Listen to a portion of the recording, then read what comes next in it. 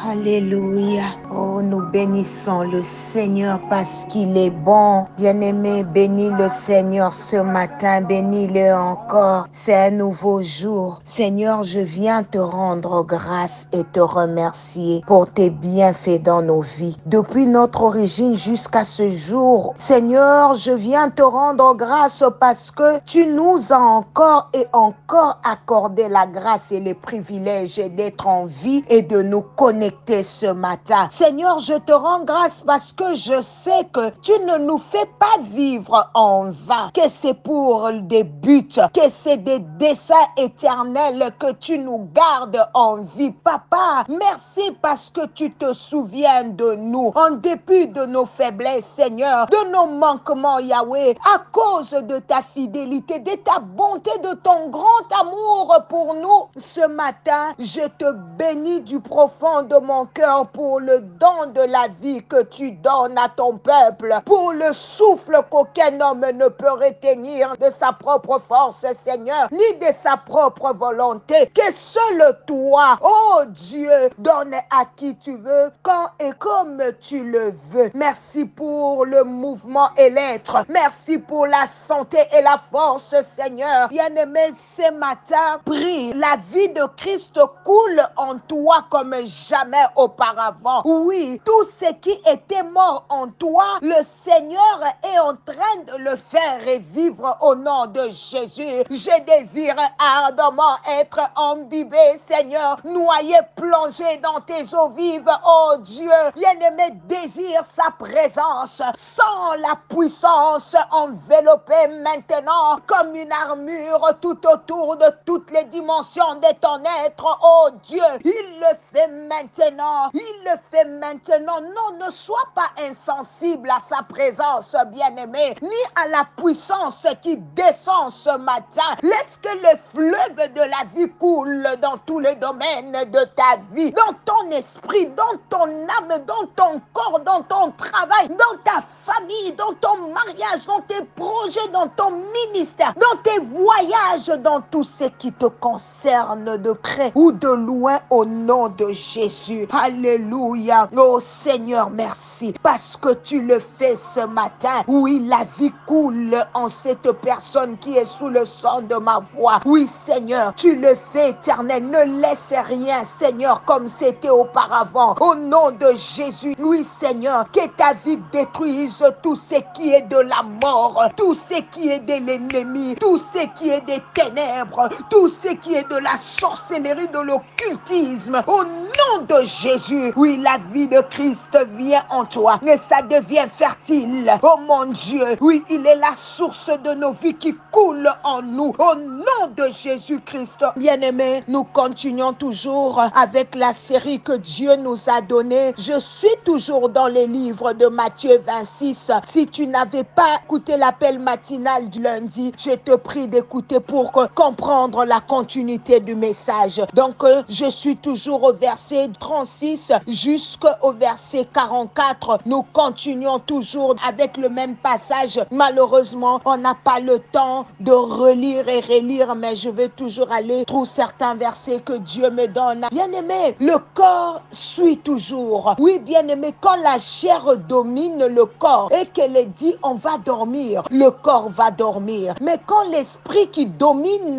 l'esprit dit corps, lève-toi, nous allons prier, le corps va s'élever, ça va prier. La Bible dit Jésus a commencé à prier. En ce moment-là, la prière devient importante. La prière ne transforme pas l'âme de quelque chose, mais la prière favorise la transformation de l'âme de quelqu'un. Il a dit à son père au verset 39, mon père, s'il est possible que cette coupe s'éloigne de moi. Et puis, il y avait en lui son esprit, et dans cet esprit, c'est ce que nous allons voir la fois prochaine, bien-aimés. Dans l'esprit se trouve la volonté de Dieu. Que dans ton âme se trouve ta volonté. Il a dit ça. Il a dit, si tu peux éloigner de moi cette coupe, toutefois, parce que ce que moi je veux, c'est que tu éloignes de moi la coupe, c'est que tu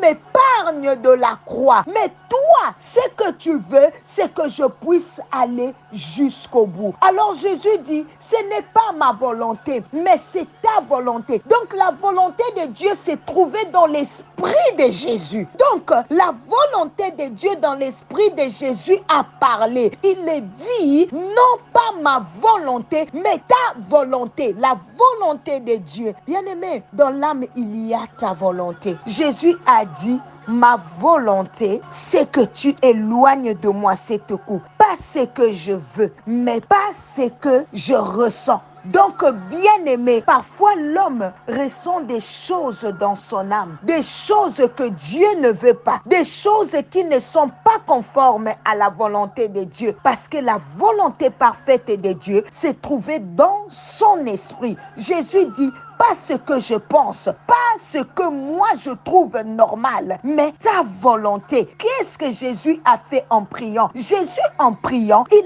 a imposé à son âme à s'aligner sur la volonté de Dieu. En imposant à son âme à s'aligner sur la volonté de Dieu, bien aimé, c'est là que la guerre s'est produite en Jésus. Cette guerre a été tellement rude qu'il a commencé à prier. La prière qu'il faisait, c'était pour fortifier son âme, parce que son âme était abattue. Pour dire, bien-aimé, dans l'âme, il faudrait que tu puisses imposer l'Esprit de Dieu en toi, l'imposer dans la prière. Quand tu pries, tu imposes ton âme à s'aligner à la volonté du Père. En fait, Jésus a prié pour dire à son âme, écoute âme, il faut qu'on y aille. Écoute âme, on ne peut pas abandonner, on doit aller jusqu'au bout. Écoute âme, je suis venu sur cette terre pour mourir. Tu n'as pas le droit d'être triste. Il a commencé à prier pour dire à son âme, soumets-toi.